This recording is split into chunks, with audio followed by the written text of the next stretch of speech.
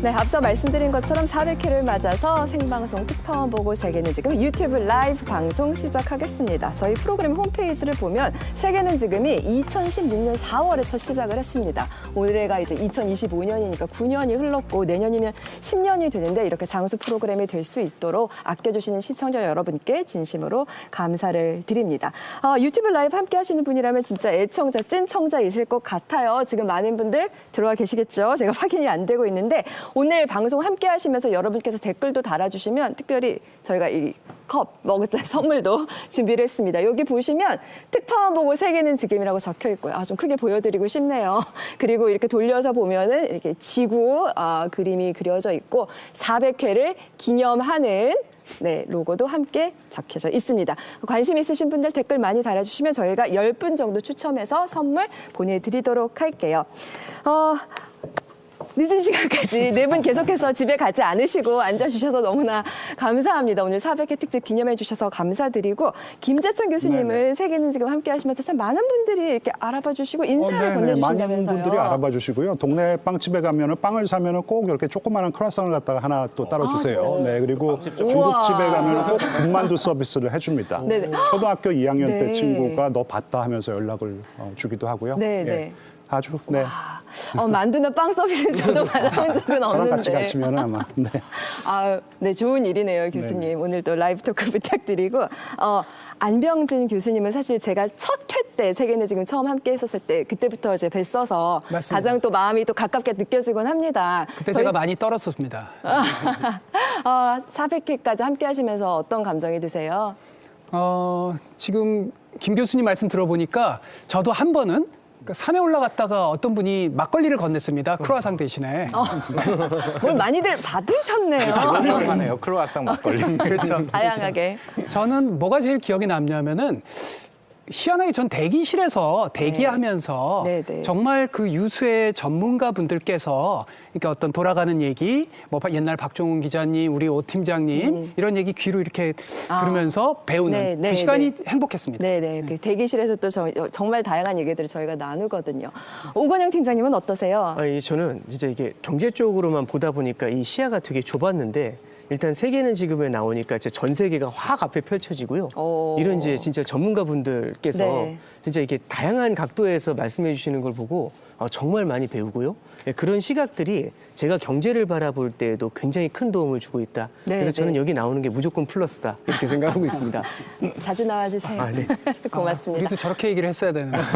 무슨 말씀을. 다양한 이야기 전해줬습니다. 박형주 기자님은 오늘 처음 나오셨는데 400회 특집에 나오셨어요. 네, 아주 영광입니다. 오늘 함께 하시니 어떠세요? 저도 두 분처럼 크루아상이나 막걸리 서비스 받으려면 한 100번은 더 나와야 될 것 같은데 자주 불러주시고요. 네. 저 같은 경우는 이제 기자 생활을 오래 했기 때문에 뉴스를 많이 보는데 우리나라가 글로벌 위상이 높아졌지만 거기에 비해서 글로벌 뉴스는 조금 얕게 다룬다라는 그런 지적이 있는데 이 프로그램은 정말 깊은 맥락 그리고 또 그 안에 다양한 관점들이 있어서 정말 꼭 챙겨보는 그런 프로그램인 것 같습니다. 감사합니다. 이렇게 네 분으로부터 간단히 이야기 들어봤고요. 저희가 이제 재밌는 순서를 마련해 봤습니다. 오늘 이렇게 돌림판을 저희가 마련했는데요. 요새 가장 관심이 높은 주제들이 돌림판 안에 각 항목별로 적혀 있고 김재천 교수님이 돌려주셔야 돼요. 돌려주셔서 선택이 하나 되면 이제 그 주제에 관해서 저희들이 이제 네 분께서 자유롭게 말씀을 전해주시면 되겠습니다. 중간중간에 선물 항목도 있기 때문에 선물이 나올 경우 저희가 선물을 보내드린다고 하니까 여러분 방송 즐겁게 함께 봐주시면 좋겠습니다. 그럼 지금 한번 돌려볼까요? 네, 제가 잘 돌려서 선물이 많이 나오도록 좀 하겠습니다. 네. 선물만 많이 나오면 네 분 얘기 못 하시는데요. 선물은 아니고 셀 아메리카가 첫 번째 주제네요. 왠지 어떤 주제가 나오면 첫 번째로 말하는 사람이 제일 유리하기 때문에 제가 먼저 말씀을 좀 드려보겠습니다. 실제 이제 농담이고요. 저희 앞에서도 제가 이제 셀 아메리카에 대해서 이제 한 가지 말씀을 드린 게 있습니다. 이제 어떤 게 이슈가 되는 거냐면 앞서도 어떤 말씀 드렸냐면 미국에서는 실제 이런 현상이 별로 안 일어납니다. 미국의 주식하고 채권을 팔고요. 그러면 주가가 빠지고 채권 가격이 떨어지니까 이 채권 금리가 뛰어 올라가거든요. 그럼 보통 미국의 채권 금리가 뛰면은 달러가 강해져야 돼요. 근데 달러까지 같이 빠져버립니다. 이게 참 기가 막힌 현상인데 이게 미국의 주식하고 채권을 판 다음에 그럼 달러를 받을 거지 않습니까? 이 달러를 팔고 다른 나라 통화, 예를 들어서 엔화라든지 유로화라든지 금 같은 걸 사가지고 이탈을 해버리는 네. 이런 게 이제 셀 아메리카 현상이고요. 그래서 2주 전쯤에는 미국의 이제 자산들이 다 가격이 떨어지면서 네. 오히려 엔화나 유로화나 금 가격이 뛰는지 이런 현상이 나타났던 겁니다. 네. 그럼 이제 이게 왜 이런 현상이 벌어지는가? 일단 두 가지 정도로 볼 수가 있는데요. 첫 번째로 볼 수 있는 거는 시각이 조금은 좀 과도한 겁니다. 뭐냐면은 드디어 이제 미국이 신뢰를 잃었다. 트럼프 때문에 미국이 신뢰를 잃었고 이제는 파트너들이 미국을 존중하지 않으니까 모두 다 빠져나가려는 거다. 하나의 엑소더스다. 근데 이제 요거는 사실 지난 2주 정도 지났을 때 오히려 미국 금융시장이 조금 안정이 되니까 이 얘기는 다소 과도하다 이제 이렇게 볼 수가 있고요. 네. 오히려 두 번째 저도 좀 이 무게가 실리는 게 미국이 이제 미국 예외주의란 말이 있어요. 이게 셀 아메리카하고는 완전 반대편인데 미국은 웬만하면 성장을 너무너무 잘하는 네. 거의 무결점 스트라이커 이런 느낌인 거죠. 그러니까 미국으로 모든 자산이 다 몰리게 되니까 미국 자산을 사고 달러까지 강했었던 그런 상황이었습니다. 근데 이제 그런 믿음이 너무 강해지다 보니까 돈이 너무 많이 들어간 거죠. 네. 근데 그런 상태에서 트럼프가 흔드니까 과도하게 들어갔었던 달러가 조금 빠져나온 현상들.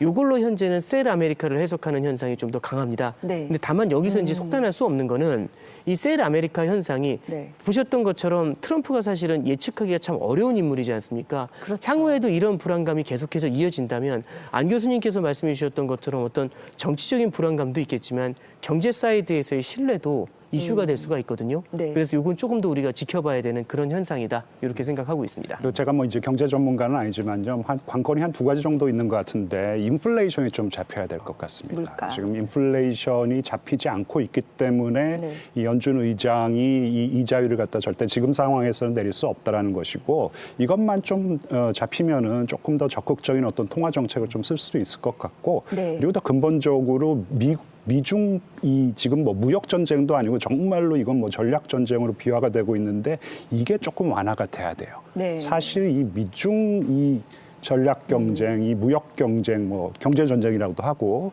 이게 정말 극단으로 치닫는다 그러면은 양 국가 모두 경제적으로 치명상을 입습니다. 제가 보기에는 지금 단계에서는 조금 더 미국이 더 많이 아파할 수 있기 때문에 시장이 근본적으로 지금 미국의 펀더멘탈을 굉장히 안 좋게 보고 있는 것이에요. 네, 그렇기 때문에 지금 아까 말씀드렸듯이 주식이 내리면 사실 안전자산으로 돈이 몰려가지고 그리고 네. 이제 채권 가격이 조금 오른다든지 그리고 달러의 가치가 올라가야 되는데 세 가지 모두 지금 동반 하락하고 있다는 것은 시장이 그만큼 미국의 펀더멘탈을 아주 안 좋게 보고 있는 것이고 이게 조금 완화가 되려면 아무래도 미중 경제 전쟁이 네. 조금은 어느 정도 선에서 타결을 봐야 될 것 같습니다. 네. 저도 사실은 지금 김 교수님 말씀처럼 인플레 부분에 주목하고 있어요. 그러니까 저는 이제 아무래도 정치학자니까 이것이 아니라 정책 함의를 보는 건데 지난번 대선 때 그러니까 분명히 유권자들의 많은 다수가 그러니까 계란값이라든지 이런 식료품 가격 그걸 이제 트럼프는 CEO 출신이니까 잡아줄 것이다. 사실은 그건 유권자분들이 조금 약간 안이하게 생각하신 거예요. 왜냐하면 이분이 부도를 몇 차례 낸 사람이거든요. 네. 근데 그걸 좀 일단은 믿으신 거죠. 그렇죠. 경제를 잘 알 거니까 기업가라는 그런 기대가 있었겠죠. 저는 이렇게 표현하는데 트럼프는 CEO 정치가가 아닙니다. 과거 아이젠하워 대통령 왜 기억나시나요? 아이젠하워 같은 경우는 경영자인데 트럼프는 사실은 CEO 스타일이 아니라 네. 조금 이렇게 심하게 표현하면 좀 그런데 좀 약간 마피아 같은 스타일, 그러니까 자기의 세력권 이런 스타일이죠. 보스. 그래서 저는 앞으로 중간 선거를 앞두고 계란값, 그다음에 마트의 매대 이런 부분. 그래서 저는 앞으로의 중간 선거는 계란 중간 선거다, 혹은 마트 중간 선거다. 거기 전 주목해서 봅니다. 네, 저도 우리 교수님하고 상당히 비슷한 관점인데요. 저는 이제 미국에서 그 정치권을 많이 취재를 했으니까 결국은 그 백악관의 모든 정치 행위와 정책 결정은 말씀하신 대로 선거에 맞춰져 있습니다. 그 많은 분들이 조금 잊으셨을 수도 있는데 1기 때 트럼프 때 경제 숫자들이 나쁘지 않았었거든요. 재선이 상당히 가능성이 높았습니다만 코로나라는 악재를 맞았고요. 그 이후에 공급망 문제라든가 물가라든가 인플레이션이 예상치 않았던 블랙스완이 좀 나타난 그런 측면이 있습니다.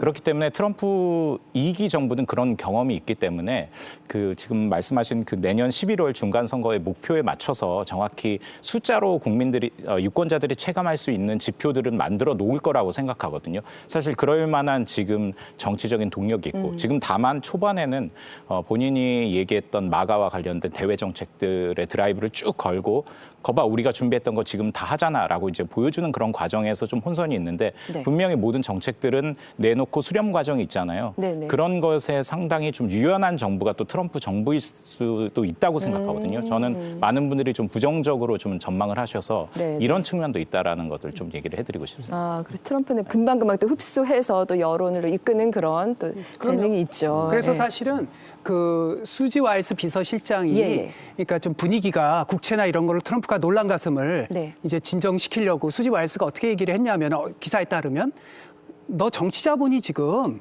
이렇게 하면 계속 잃어버릴 수가 있어. 그러니까 지금이라도 궤도를 수정하면 얼마든지 중간선거 아직 멀었거든요. 네, 네. 그러니까 그런 점에서 지금 트럼프가 어떻게 하느냐에 따라서 사실은 많이 상황 바뀔 수 있습니다. 알겠습니다.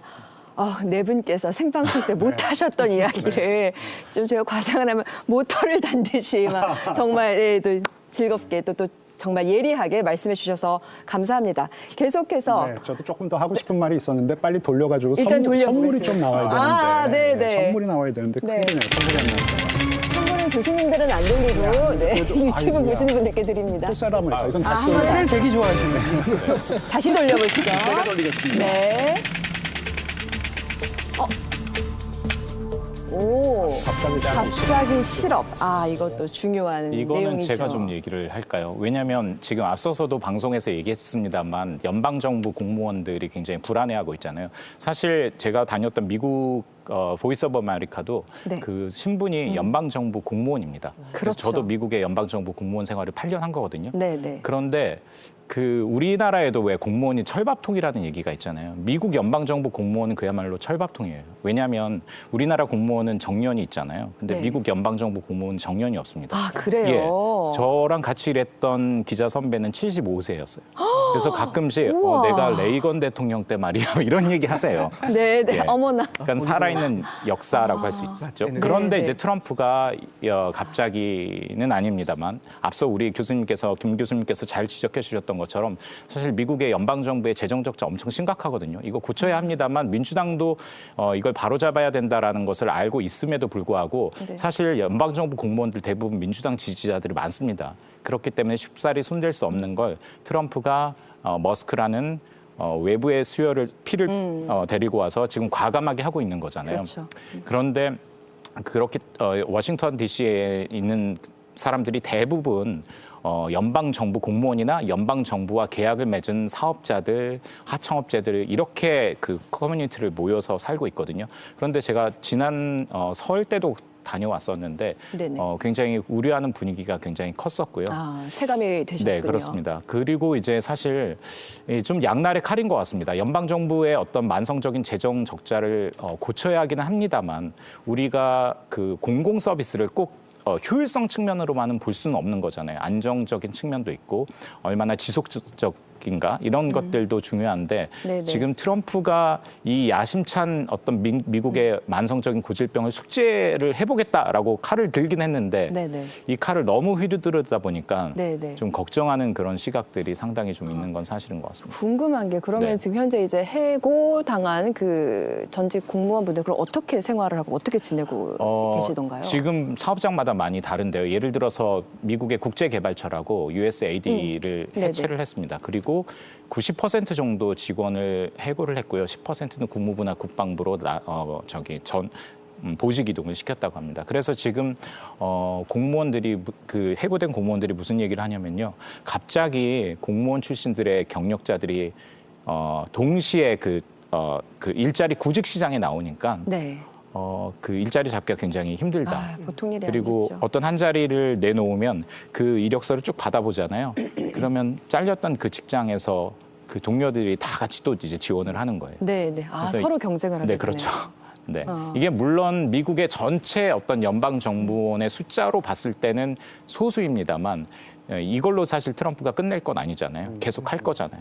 네, 그래서 좀 걱정을 하는 것 같습니다. 그러니까 이게 제가 본 통계에 의하면은요, 이 도지죠. 그러니까 정부 효율부 예, 불을 통해 가지고 여태까지 해고한 연방 공무원의 수가 10,000명을 훌쩍 넘는다라는 것이에요. 근데 이제 정교하게 들어가지가 않아가지고 아까 본방에서도 말씀을 드렸지만 지금 행정력에 차질이 발생하고 있는 상황이고 USAID 말씀하셨는데 사실 문제가 없었던 게 아니에요. 굉장히 이제 워키즘을 갖다 과도하게 적용한 경우가 많거든요. 예를 들어가지고 어떤 다른 나라에게 이제 지원을 할 경우에 그렇다면 너희들 뭐 예를 들어서 동성 결혼을 갖다 합법화해야 돼. 뭐 이런 조건을 갖다 걸었다라는 것이에요.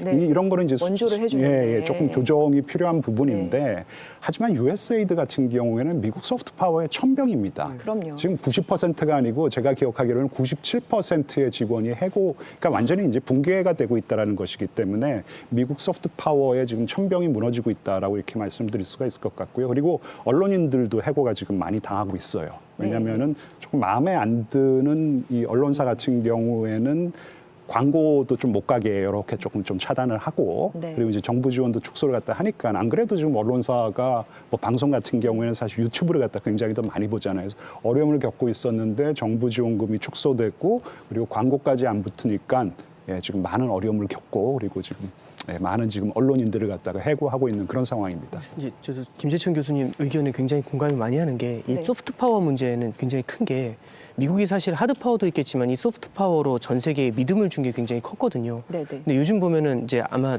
나중에도 한번 첨언을 주시겠지만 중국 같은 경우가 그 소프트 파워를 갖다 파고든다 이런 얘기들도 좀 나오고 있고 유럽도 그런 걸 터치를 하려는 움직임이 나타난다고 합니다.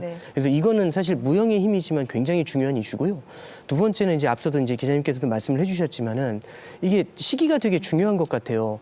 지금 사실은 미국의 고용 지표가 나쁘지 않기 때문에 민간이 이렇게 공공에서 쏟아져 나오는 실업을 갖다 민간이 소화해주면 되는데 하필이면은 트럼프 관세 이슈로 인해서 미국 내에서도 설비 투자 이런 쪽에서는 좀 신중을 기하는 움직임이 나타나고 있습니다. 그래서 경기 둔화에 대한 리스크도 좀 커지고 있는 상황이고요. 물가도 높아지고 있고 금리도 높은 상황에서 경기도 둔화될 것 같은데 이때 실업이 쏟아져 나오니까 민간에서 이걸 소화를 하지 못한다는 거죠. 그러면 사실상 이 실업의 문제가요. 조금 더 크게 다가올 수 있다라는 점 우리가 지켜볼 필요가 있을 것 같고요. 또 하나는 공무원들이 대규모로 실직을 당했을 때에는 결국에는 취업이라는 거는 직장이라는 거는 항상 소득을 만들어내는 일자리가 되는 거거든요.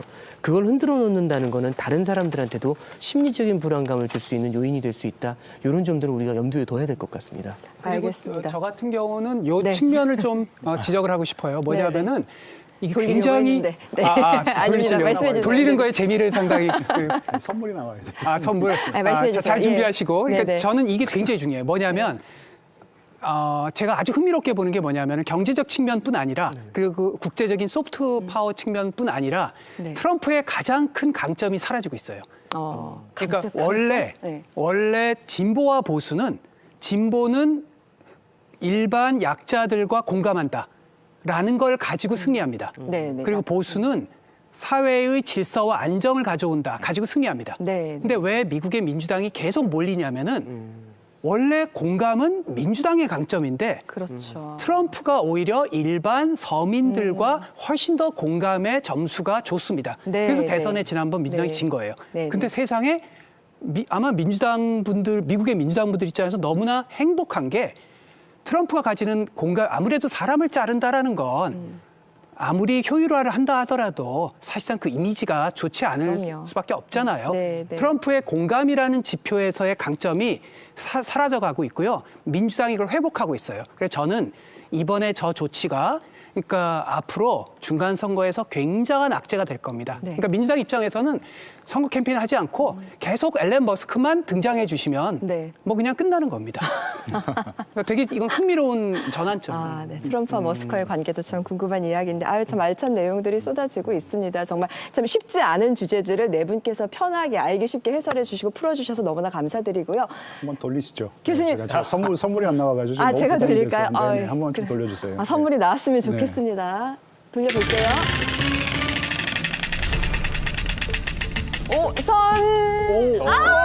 갑자기 싫어. 네.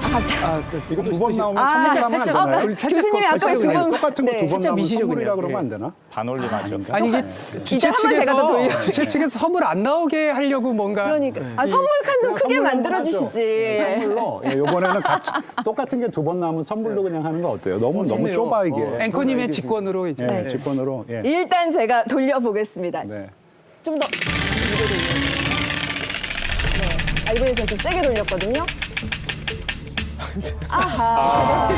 왜 이렇게 돌려보실 세게 분 있으십니까? 선물. 교수님 한번 제가 돌려주세요. 해볼게요. 반대로 한번 돌려보세요. 희한하네. 돌리다가 다 끝난 시간 다 가는 거 아닌지 모르겠다. 트럼프 청구서. 선물은 아니지만 청구서가 네. 등장했습니다. 이거 굉장히 저에게 익숙한 그런 주제인데요. 제가 네네. 얼마 전에 낸 책이 제목이 트럼프 청구서입니다. 그런데 제가 이제 얘기하고 싶은 거는 사실 트럼프 청구서라는 말에 트럼프라는 말 대신 미국이라는 말을 넣어도 되거든요. 그건 무슨 말이냐면 미국 청구서? 네, 미국 청구서. 그 미국이 예전 같지 않다라는 그런 얘기 많이 하잖아요. 네. 특히 최근 들어서 중국과 경쟁을 하면서 미국은 동맹들을 굉장히 많이 의지하게 됐거든요. 이제 과거에는 2차 세계대전 이후 그 형성된 국제 질서가 미국이 떠받치는 거였잖아요. 안보도 그렇고 경제도 그렇고. 그래서 한국도 잘 살게 됐고 일본도 잘 살게 됐다. 네네. 그런데 우리는 오히려 손해를 보고 있지 않느냐. 이게 미국 정서거든요. 네네. 요거는 사실 트럼프든 해리스든 민주당이든 공화당이든 이런 정서는 계속 갈 거라고 생각합니다. 이 말은 다시 말해서 우리나라 입장에서는 미국이 앞으로 그래 한국 우리 덕분에 잘 살게 됐으니까 방위비 분담금 더 내고 중국 압박하는데 더 역할해야지 이렇게 자꾸 청구서를 날릴 겁니다. 그런데 이제 우리는 사실 청구서 지불할 능력이 좀 많이 예전보다는 커졌거든요. 그런데 이제 동시에 우리가 좀 더 커져야 될 능력이 손익 계산 능력이라고 생각해요. 미국에서 날아온 청구서라고 무조건 받을 게 아니라 이게 정말 우리에게 필요한 건가?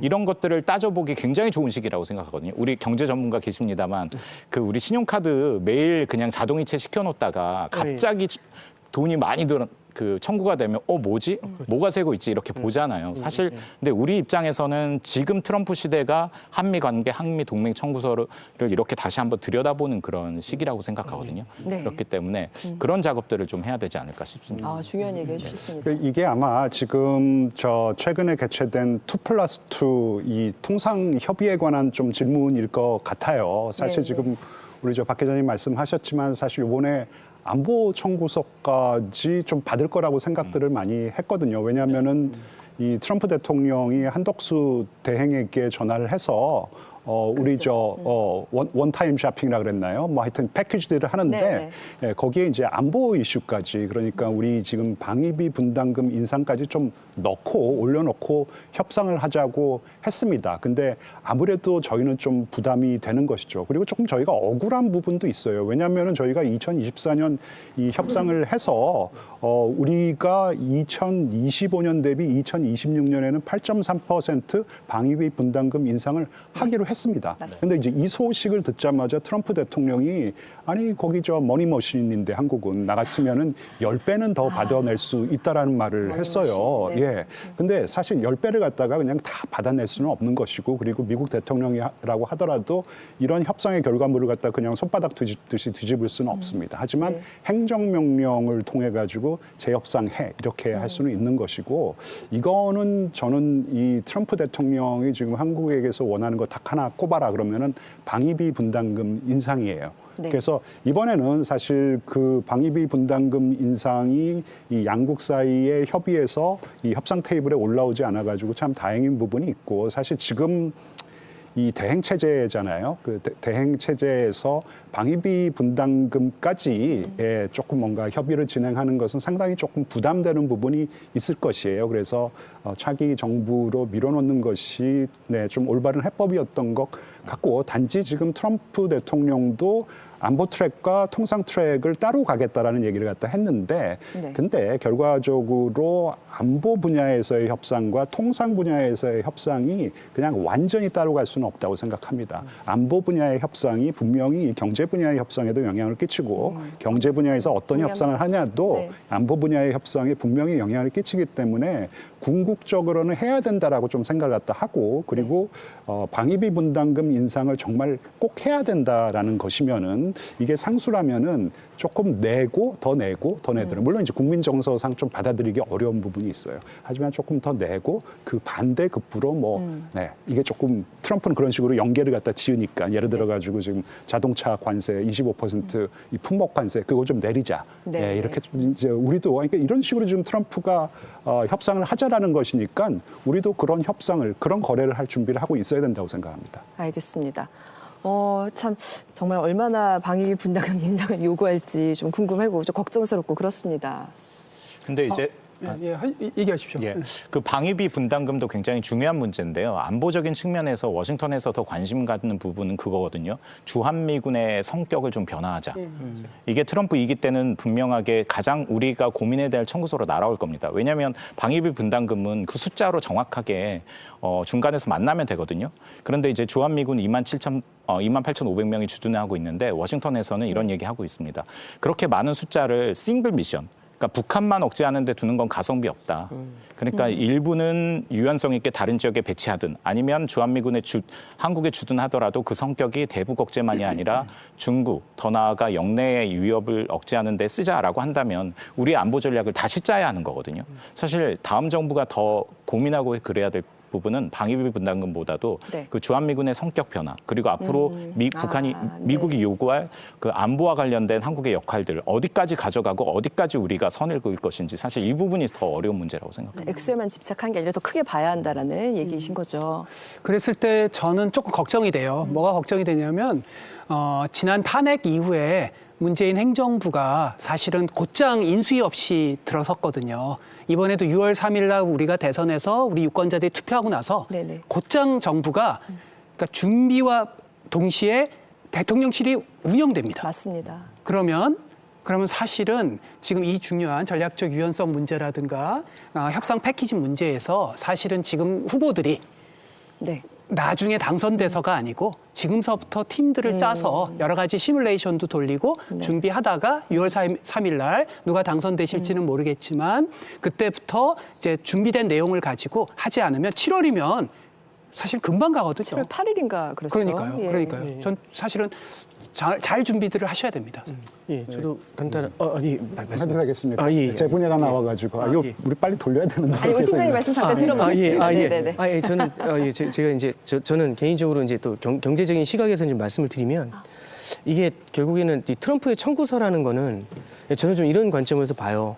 결국에는 미국하고 미국 이외의 국가들이 있으면 미국 이외의 국가들은 미국에 재화를 수출을 하고 미국은 달러를 주면서 무역 적자가 많이 쌓인 건데 미국은 참 전통적으로 그랬던 것 같습니다. 그러니까 자국의 적자가 많이 쌓이고 빚이 커지게 되면은 일반적으로 저 같은 사람들은 빚이 커지면 왜 이렇게 많이 썼을까? 소비를 줄여야겠다 이렇게 생각하는데 미국은 반대로 누가 나한테 이렇게 많이 팔았어? 이제 이런 논리로 들어가고 너희가 나를 갈취했으니까 그런 거잖아 하면서 거기에 대해서 관세를 부과하면서 방위비 같은 이제 청구서를 이제 들이미는 구조지 않습니까? 근데 이제 여태까지 30-40년 동안 이어져 왔었던 이런 질서를 흔들게 되면은 이른바 룰 오브 로우라는 표현도 쓰죠. 이 룰 오브 로우가 깨어져 버리는 문제가 생깁니다. 그러니까 참고로 예를 들어서 이런 거죠. 이렇게 5명이 잘 지내고 제가 여기서 리더십이 있었는데 저 그런 사람 아닙니다만 제가 리더십이 있었는데 갑자기 제가 어느 날 갑자기 나와가지고 이제부터 저하고 놀려면 수수료 내십시오 뭐 이런 얘기를 하는 거죠. 빼앗질을 하는 겁니다. 그럼 이제 여러분들이 이제 너무 깜짝 놀라서 말도 안 되는 소리 하지 마라 그래서 그럼 그러지 마시죠 한 다음에 드랍을 시켰더니 이게 옛날 관계로 못 돌아가지 않습니까? 왜냐하면 저 사람 이상하다 이걸 알았으니까요. 그러면 그렇죠. 저 없는 카톡방이 계속 만들어집니다. 네. 저 없이 노는 사람들이 생기죠. 최근에 저는 이제 어떤 뉴스에 주목을 했냐면 CPTPP라는 게 있고요. 그다음에 이쪽이 EU하고 지금 연계를 하려고 해요. 그래서 둘이 연합을 하는데 거기에 나왔었던 얘기가 뭐냐면 트럼프가 1947년 가트 이후에 네. 이 룰 베이스의 교역을 갖다가 무너뜨렸다는 거죠. 그래서 자기들은 룰 베이스가 돼야 교육이 예측 가능해지고 기업들이 설비 투자할 거지 않습니까? 그래서 룰 베이스가 되는 규칙 기반의 무역을 하는 공동체를 우리가 새롭게 만들 필요가 있다라는 얘기를 합니다. 저는 이게 이 트럼프의 청구서가 미국한테 유리하다고 할 수도 있겠지만 이게 또 한 번 되돌아가지고 어떻게 미국의 뒤통수를 치는지 우리도 한번 좀 지켜봐야 되지 않겠나 그런 생각을 좀 하고 있습니다. 알겠습니다. 감사합니다. 지금 저희 유튜브 실시간으로 여러분과 함께하고 있고요. 댓글들이 올라와서 좀 읽어드리겠습니다. 치킨 뜯으며 방송 보고 있습니다. 이렇게 적으시는 분들도 있으세요. 우리도 좀 먹고 싶죠. 갑자기 오셔야 되는 거 예. 400. 이 시간에 네, 함께해 주셔서 감사합니다. 그리고 또 초등학생 자녀들과 같이 본다라고 적어주신 분도 있으세요. 학생들이 이 프로그램을 잘 이해할 수 있다면 정말 참 놀라운 수준인 것 같고 그런데 진짜 제 주변에도 뭐 논술 등의 이제 뭐 그런 작업들을 위해서 세계는 지금 시청하시는 분들 있으시더라고요. 자녀분들과 같이. 좋습니다. 그리고 또 좀 더 다양한 나라 이야기가 나왔으면 좋겠다라는 의견도 지금 적어주셨는데 그렇죠. 저희가 정말 각국의 여러 가지 이야기를 늘 준비를 하는데 올해는 정말 이제 트럼프 정부 들어서 그 어떤 나라 이야기를 해도 트럼프로 돌아오게 되더라고요. 그래서 그것도 참 주목할 만한 일이 아닐까 싶습니다. 그나저나 어서. 근데 정말로 이게 죄송한데 네. 이거 제가 좀 늦게까지 시청하시는 시청자들을 위해서 제가 네네. 정말 따끈따끈한 소식 하나만 알려드릴게요. 지금 아까 박 기자님이 주한미군 성격 변화에 대해서 얘기를 했잖아요. 이제 이 얘기가 어디서 나왔냐면은 국방부에서 유출이 된 Interim Strategy Guideline이라고 한국말로 하면은 잠정 안보 전략서. 근데 이게 최근에 이제 트럼프의 최측근 중에 한 명이 한국을 방문했는데 제가 어떻게 운 좋게 좀 저녁을 같이 먹었어요. 저랑 안면이 있어가지고. 근데 이건 너무 걱정하지 마라. 이거는 잠정안일 뿐이고 그다음에 이게 나왔다고 하더라도 이 내셔널 시큐리티 카운슬, 그러니까 국가안보실에서 이거는 충분히 오버라이드 한다. 그러니까 국가안보실에서 이거는 무효화할 수 있다라는 것이에요. 근데 사실 이런 거로 제가 이제 미국 사람들을 만나면은 이거 주한미국 성격이라는 것이 꼭 대중견제용이라는 것을 갖다 그렇게 명시를 해야겠냐. 왜냐하면 여태까지 주한미군의 성격이 변한다는 것을 보면은 대중국 견제용 그 성격이 굉장히 많아요. 연합훈련도 보면은 대중국 견제용 많습니다. 그렇다면 그거를 갖다 굳이 대중국 견제용이라고 명시를 갖다 한다 그러면 우리의 그 중국과의 입장도 있는데 그렇게 해야겠냐라는 얘기를 갖다 저는 좀 많이 하고 있고요. 네. 그리고 지금 만약에 우리가 주한미군 주둔 비용을 또 많이 낸다고 생각을 해보세요. 그럴 경우에 우리의 발언권이 조금 더 세지는 거예요. 그럴 경우에는 주한미군이라는 거 이거 주된 목적은 역시 대북 견제용이다.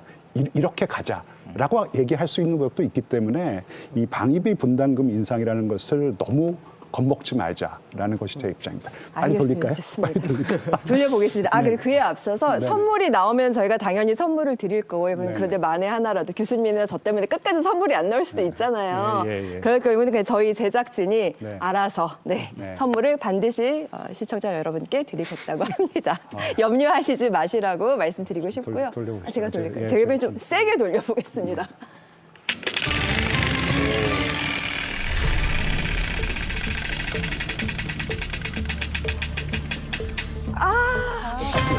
희한하네요. 여기 뭐 자석 같은 게 붙어 있는 건 아니죠? 왜 이쪽만 나오죠? 같은 게 이렇게 여러분 나오면 선물로 그냥 하는 것도 방법인데 선물 지금 한 선물해요. 선물이었습니다. 제가 돌리겠습니다. 돌려보시죠. 네. 선물인지는 아직 모르겠고. 시그널 게이트. 시그널 게이트. 아까 이제 그 국방장관 이야기도 나왔었고 시그널 게이트는 어떤 내용인가요? 사실은 되게 충격적이에요. 그러니까 아니 세상에 국방장관이 그러니까 이 민간에서 쓰는 앱에서 그러니까 시그널이나 앱에서 자신의 후티 반군에 대한 공격 정보를 공유한다는 것 자체가 충격인데 근데 알고 봤더니 그건 시작에 불과했고 이제는 계속되는 스캔들이 계속 터지고 있는 거잖아요. 그러니까 뭐냐면은 지금 트럼프 주변에 그러니까 아까 제가 말한 이렇게 얘기하니까 제가 꼭 수지 와일스 비서실장의 팬 같은데 오늘 세 차례나 얘기해 주셨어요. 그러니까요. 네. 사실은 제가 되게 좋아합니다. 그러니까 저는 그렇게 프로페셔널한 분을 좋아하거든요. 그러니까 그런 분도 있는가 반면에 그리고 베센트 재무장관도 사실은 굉장히 노련한 사람입니다. 근데 대부분의 임명한 분들이 그냥 팍스 채널 뭐 패널로 나오다가 공적인 부분과 사적인 부분을 이렇게 구분하는 충분한 트레이닝들이 안 돼 있는 상황에서 너무나 중책을 맞다 보니까 계속 사고를 치는 건데 옛날 같으면 공화당에서 자체적으로 이런 부분들은 뭐 미치 맥코넬이나 리더급들이 사전에 좀 교체를 한다든지 이런 게 있었는데 이제는 사실은 너무 충성파들이 있으니까 그런 점에서 저는 이 스캔들은 저는 시작에 불과한 것 같아요. 앞으로 계속 여러 개가 터질 겁니다. 주렁주렁 나올 것이다. 그렇습니다. 그런 의견이시군요. 또 이게 이제 그러니까 엄격하게 따지면은 이 시그널 스캔들 1, 시그널 스캔들 2가 있습니다. 1에는 이 마이클 월츠라고 지금 내셔널 시큐리티 어드바이저 그러니까 국가안보보좌관이 중심에 있는 것이죠. 왜냐하면 이분의 이 주소록에 전화기 주소록에 그 언론인 이름이 하나 있었는데 맞아요. 그 언론인을 트럼프 대통령이 굉장히 싫어하는 사람이고 근데 거기에 이제 들어가가지고 사실 이게 공개적으로 알려진 것이고 그때 이 마이클 월츠가 사실 트럼프가 괜찮아 뭐 다 끝나 아무 일도 없었잖아 그랬는데 되게 화가 났었대요. 왜 안 자기 그랬겠습니까? 측근한테 Should I fire Michael Waltz? 마이클 월츠 그 자를까 그랬는데 그냥 네. 참았다고 합니다. 네. 근데 이 시그널 게이트 2는 뭐냐면은요. 피트 엑세스 국방장관이 지금 중심에 있어요. 이분은 조금 더 심한 게 자기 가족들이랑 그리고 자기 친구들을 갖다 시그널 채팅방에 불렀다는 거죠. 의도적인 거잖아요. 그러고 그렇게 나가지고 지금 여겨지거든요. 저 예멘의 반군 후티를 공격하는 그 안을 지금 막 실시간으로 지금 막 그냥 논의하고 이랬다는 것은 정말 아마추어리즘의 극치라고 할 수가 있고 이거는 감사가 안 들어갈 수가 없어요. 감사가 분명히 들어갈 것이고 트럼프 대통령도 자를까 말까 좀 고민을 하고 저는 뭐 해고를 해도 전혀 이상하지 않다고 생각합니다. 그럼요. 그 많은 분들이 잊으셨을 수도 있는데 2016년에 트럼프랑 그 힐러리 클린턴 그 국무장관 그 당시 후보가 그 겨뤘을 때 트럼프 측에서 가장 많이 공격했던 게 힐러리 클린턴 후보가 그 이메일 스캔들, 그 맞아요. 외교 관련된 일을 하면서 개인의 이메일 계정을 사용했다라는 것 때문에 기억납니다. 후보직을 뭐 내려놔야 되느니 마느니 이게 굉장히 떠들썩했잖아요. 네네. 근데 그거에 비하면 지금 말씀하신 이 시그널 게이트는 더 큰 문제거든요. 그런데 트럼프 정부가 대응하는 방식이 뭐냐면요. 그 마이클 월츠 그 건도 이게 사실인지 아닌지에 대해서 해명하기보다는 이걸 폭로한 기자, 그 메신저를 흔든다는 거예요. 이 메신저는 뭐 좌파 언론인이고 그리고 페이크 뉴스만을 보도하고 트럼프 정부의 일기 때도 계속 반복됐던 그런 형태거든요. 어떤 문제 언론이나 어디에서 문제를 제기하면 그 문제에 대해서 팩트를 해명하기보다는 그 문제를 제기한 사람을 흔드는 그런 방식들. 그러니까 이런 점도 좀 지적을 하고 싶습니다. 그러니까 이제 저도 이거 지금 말씀해 주신 내용들 이제 들으면서 느끼는 게 이번에 관세 부과를 할 때도 이 상호 관세 부과에 대해서 이틀 전까지 185개국을 할지 15개 국가를 할지 픽스를 못 하다가 거의 이제 며칠 전에 이제 딱 결정을 하고 그런 다음에 이제 부과를 하게 되는데 사실은 그 많은 국가들한테 상호 관세를 계산해서 부과한다는 게 USTR의 그 인원으로는 한정이 돼 있거든요. 시간이 많이 필요합니다. 근데 이 때릴 때 보시면은 저도 지난번에 세계는 지금에 나와서 말씀드렸던 것처럼 수입액하고 무역 적자 금액을 그냥 나눠 가지고 국가별로 엑셀로 나래비를 세우는 이제 거의 이제 그런 분위기처럼 만들어버렸지 않습니까? 네, 그러니까요. 그러니까 말씀드리고 싶은 거는 무언가 규칙이 있거나 어떤 프로페셔널리즘이 있는 게 아니라 이 트럼프 캐비넷에서 굉장히 뭔가 일을 갖다가 좀 과거와는 달리 되게 아마추어리즘도 아까 이제 폭스뉴스 말씀해 주셨지만 이런 것들이 종종 보인다라는 게 일단 첫 번째고요. 그리고 이제 이런 아마추어리즘이 이제 이어지는 데다가 문제가 발생하니까 앞서서도 이제 저 본방에서도 말씀해 주셨던 것처럼 베센트하고 머스크하고 또 이렇게 욕을 하면서 싸웠다는 얘기도 나오지 않습니까? 그러니까 트럼프 캐비넷 전체가 굉장히 조금 어떤 지금 벌써 이제 들어선 지 이제 100일이 됐는데 삐걱거리는 그렇습니다. 잡음이 좀 나오는 거 아닌가? 그럼 다른 국가하고 협상을 할 때에도 이런 잡음들이 뭐 어떤 국가한테는 어떻게 해야 된다고 다 사람별로 다 다른 룰을 만들고 있는 거잖아요. 어쩌면 협상을 할 때에도 어쩌면 미국이 원하고 있는 게 뭔지를 사람마다 다르게 생각하고 있을 수도 있다라는 생각, 그런 것도 좀 해보게 됩니다. 네, 좋습니다. 아우 너무나 정말 의미 있는 우리가 꼭 새겨들어야 할 그런 다양한 답변들 함께 해주셔서 고맙습니다. 저희가 준비한 이제 오늘 이 돌리는 거는 아까 그 시그널 게이트가 마지막이었고요. 이제 끝으로 그래도 네 분께 꼭 하시고 싶은 이야기가 있으시다면 짧게 한 분씩 얘기 듣고 마무리하도록 하겠습니다. 뭐 김정은과 트럼프의 회담 가능성 한번 얘기해 볼까요? 아니요, 더 짧은 거요. 마무리가. 우린 집에 가야 돼요, 교수님. 아니, 1시간 한다 그런 거 아닙니까? 전 11시 반까지 지금 중간에 이제 즐기시는 것 같은데. 아까 제가 멘트가 하나 통으로 날아가 버렸잖아요. 저기 저 작가님 오셔갖고 빨리빨리 하고 그러면 제가 이게 말이 완전히 꼬여가지고. 제가 명확하게 말씀을 안 드렸던 것 지금 이게 네. 튀기 시작했는데 네. 좀 중간에 끊으려니까 조금 아쉬운데. 네. 일단 저는 이 방송이 너무 좋은 게 제가 지금 벌써 한 10년째 이 매 학기는 아니고 이 학기 하나 건너서 국제 정세 분석이라는 과목을 가르치고 있어요. 네. 그러니까 사실 그 과목을 갖다 제가 가르치기 때문에 제가 정말 암만 그 전날 피곤한 일이 있어도 아침에 일어나면은 세계 뉴스를 갖다가 3시간, 4시간은 꼭 읽습니다. 예. 제 전공이라는 게 사실 제 옆방 쓰고 있는 국어국문학과 교수가 제일 부러워요. 거기는 뭐 청산별곡 얄리얄리얄라 좀 계속. 저는 이거를 뉴스를 갖다 하루에 한 3시간, 4시간, 그러니까 뭐를 읽지를 5시간 이상 읽지를 않으면은 과목을 가리킬 수가 없어요. 기자분들이 전화를 하면 제가 코멘트를 해줄 수가 없습니다. 근데 이 방송을 갖다 하면서 훨씬 더 많이 읽게 되고 그리고 여기 앉아가지고 제 멘트가 없을 때는 방송을 보면서 정말 많이 배웁니다. 너무너무 좋은 프로그램이고 시청자 여러분들 앞으로도 많이 사랑해 주시면 정말 감사하겠습니다. 감사합니다. 저희 제작진이 정말 열심히 만들고 있습니다. 안병진 교수님. 일단은 치킨이 먹고 싶고요. 야식이 당기죠. 네. 저도 여기 나와서 많이 배우는 게, 그러니까 갑자기 그 생각이 드는데요. 그 우리 대한민국이 나온 위대한 배우 윤여정 배우가 네네. 야, 뭐 뉴욕 타임즈 이것도 다 로컬지 아니야? 그러셨잖아요. 하지만 그 뉴욕 타임즈는 전 세계 글로벌 시야를 갖고 있잖아요. 이제 대한민국도 이런 프로를 갖고 있다. 네. 우리도 이런 글로벌 시야 속에서 저 잘하는 거죠. 그리고 저희도 우와, 배우고 제가 할 수 없는 말인데 교수님이 얘기해 주셨습니다. 우리가 함께 이런 네. 글로벌 시야 속에서 같이 성장해 나간다라는 거 네. 이런 게 참 보람이 있었고 네. 앞으로 500회, 600회, 네. 700회 네. 해서 다시 한번 저 판을 돌리면서 한번 해봤으면 좋겠습니다. 네. 말씀 즐거웠습니다. 네. 고맙습니다. 아니, 저는 이 유튜브를 하니까 또 색다른 게 이게 대기실에서 나올 수 있는 이 주제에 대한 대화가 네네. 이 유튜브를 통해서 이 전문가분들께서 말씀을 직접 해주시는 거잖아요. 네네. 그러니까 딱 각자가 갖고 계시는 이 달란트라고 해야 되나요? 거기에 대한 이 프로페셔널리즘이 그 주제에 다 녹아나서 다 다른 관점에서 얘기들이 나오는데 저도 받아 적느라고 정신이 없었습니다. 그러니까 이제 저도 여기 와서 이만큼 배우고요.